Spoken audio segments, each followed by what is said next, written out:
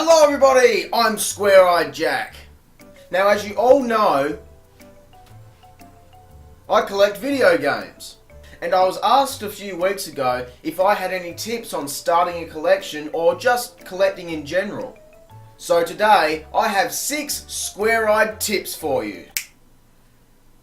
That's a fucking lame name. Number 1. Know what you want to collect and why you want to collect it. When I started collecting in roughly 2012, all I wanted was to get some of the major games that I missed growing up, such as God of War and Metal Gear Solid, which was one of the top on the list, and yet I still don't have it. I also wanted to own all the games in several series, such as Jak and Daxter, Spyro, and Grand Theft Auto. As time went on, I wanted to start exploring consoles that I missed, such as the Mega Drive, also known as the Genesis, and the Nintendo 64. I also have a friend that decided he wanted to own every PS1 game. He has quite the task ahead of him, that's for sure. The reason this is important is you need to have some sort of goal to work towards. If you just decide one day that you want to start collecting video games and just go out and start buying stuff, it can turn into a complete disaster. Just start off buying games for consoles that you already own. And don't worry about trying to collect every game for every console ever. The only times I even consider buying a new console is if I can get a great one-time deal, or if there is something on it I just need to have. Number 2. Know the value of what you're buying. Before you even consider going out and collecting, make sure you know what stuff is worth. But how do you find this out? There are plenty of ways. eBay is the easiest and most obvious option. But don't just scan through the first prices you see, check the sold listings options to get a better idea of what people are actually paying. Another way to discover values is to join a group on Facebook, Reddit, anywhere like this, that is for the sole purpose of video game valuation.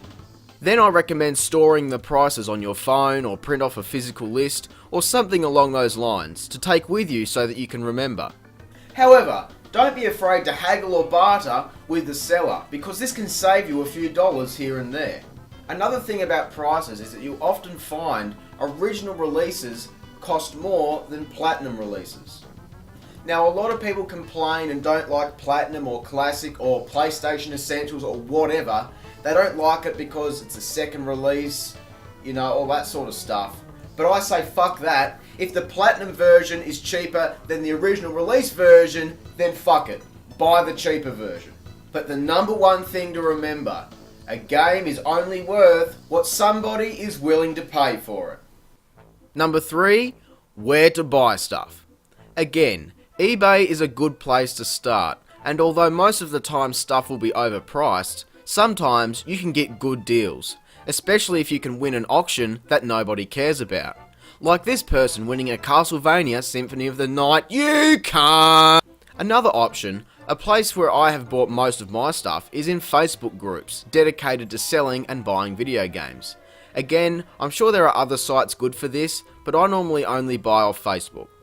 Depending on your location, you may have a local group, which is good for face-to-face pickups, but most likely you'll have state and even countrywide pages. Now don't be fooled. Most of the people on these pages are also or previous game collectors, and they know what stuff is worth. 2 quick things about shopping online, however. Beware of scammers. I personally haven't had any trouble, at least with games, but there are plenty of people out there that will try to take your money. Just try to have a keen eye, and if something looks fishy, feel free to ask for more photos or information or anything like that. And if you do come across scammers, be sure to report them if there's an option for that. The other thing regards posting of items. Always get tracking, because if something goes wrong or it goes missing, it's easier to hunt down. Again, it's most likely not going to happen, but it never hurts to be safe. But what's more fun than buying online? Going out into the world and finding it yourself. Markets, swap meets, whatever, are all good places to look depending on your location. Just beware of resellers and overpriced games. And while you're out and about, hit up yard and garage sales.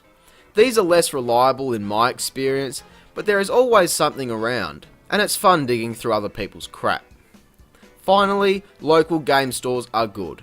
While some places will have everything marked up, sometimes they slip and some places actually have fair pricing.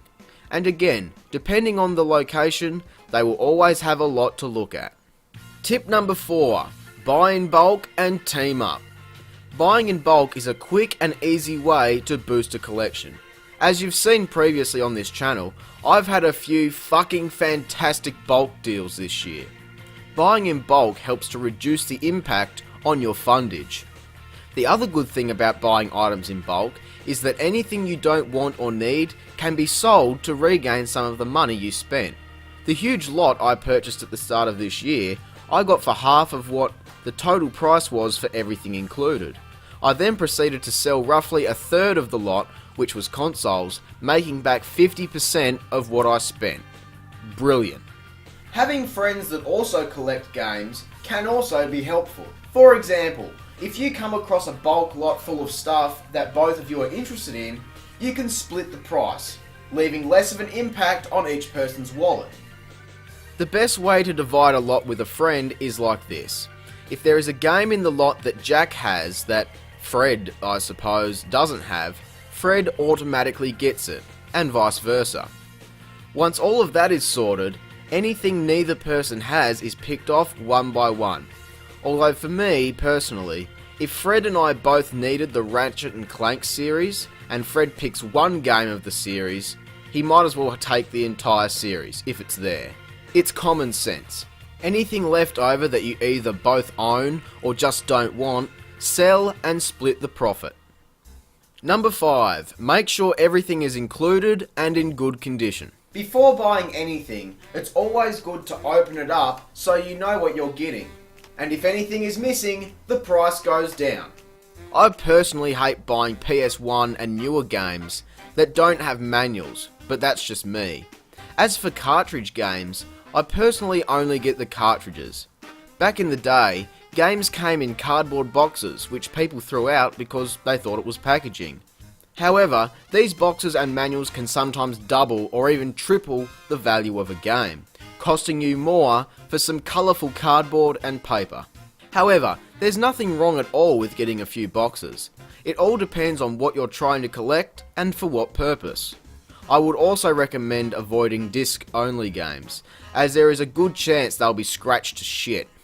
And finally, number 6. Test everything. The absolute worst thing you could do is buy something and not test it. For example, I recently bought an NES with 6 games, as well as 2 more games a week later. The first thing I did was test the games, because if they don't work, I can return the faulty items and get a refund, most of the time.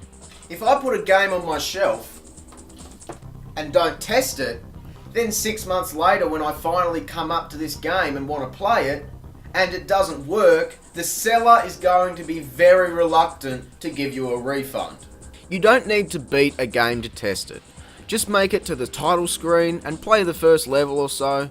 Cartridge games can take some work to get going, so give them a clean and some extra patience, as they've most likely been sitting in a box for years without being played.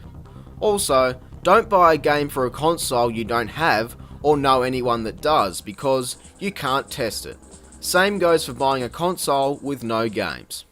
So to recap quickly, know what you're collecting and why you're collecting it. Know what everything is worth. Shopping online can get you some good deals. Buy in bulk to save money and team up with a friend.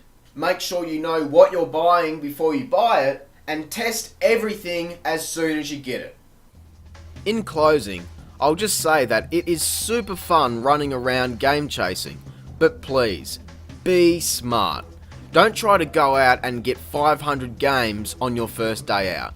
It takes a lot of time and money to collect games, so spend wisely and don't try too hard. You'll hurt yourself. But anyway, I hope you enjoyed the video. I hope it helped you or taught you something. And be sure to leave a like, subscribe and share the video. I'm Square Eyed Jack, and have a great fucking day. Thanks for watching.